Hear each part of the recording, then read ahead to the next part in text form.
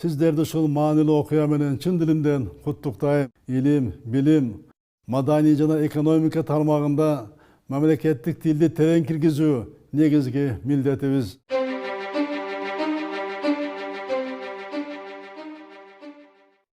Урматтуу мекендештерим, кыргыз тили мамлекеттик тил деген статуска ээ болгондо быйыл 30 жыл толду. Сиздерди ушул маанилүү окуя менен чын дилимден куттуктайм. 30 жылдан бери кыргыз тили бир кыйла өнүктү, өстү, байыды. Бирок баардык улуттарга орток тил болуп, жашоо практикасына кире. Кылымдарды карыткан кыргыз тили коомдун өзүнүн тарыхый ордун кайрадан ээледи деп айтууга эртелик кылат. Алдыда кыргыз тилин сактап, өнүктүрүп, өлкөдөгү баардык этностор үчүн орток тил кылуу максатында аткара турган милдеттер арбын. Мамлекеттин негизги символу, улуттун нукура байлыгы катары кыргыз тилинин мындан ары кадыр баркын өнүктүрүү, коомдун баардык чөйрөлөрүндө өзгөчө башкаруу системасында кеңири колдонуу абзел.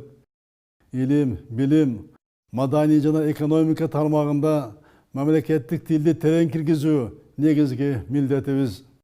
Жаштарыбыз, балдарыбыз мамлекеттик тилде сүйлөп, жазып, ой жүгүрткөндө гана тилибиз сакталат, кийинки урпактарга жетет. Өлкөбүз билимдүү, эне тили менен катар бир нече чет тилдерде сүйлөй алган кесипкөй жаштарга муктаж.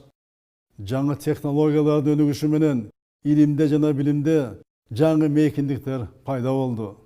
Биз өз тилибизди азыркы заман талабы менен айкалыштыра билүүгө милдеттүүбүз.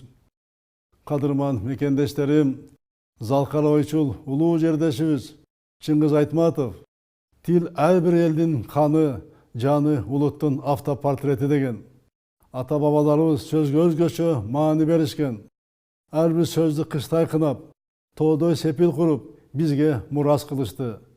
Дүйнөдө теңдеш жок көркөм дөөлөттү Манас эпосун жараткан кыргыз тили жаңы муундун жан дүйнөсүн жаңыртып, улуттун улуу руханий байлыгына жеткирет. Эне тилибизди кастарлап, барктап баалайлы. Мамлекеттик тилибиздин келечеги кең, элибиздин маанайы жарык болсун. Кыргызстаныбызды жараткан Кудай колдосун.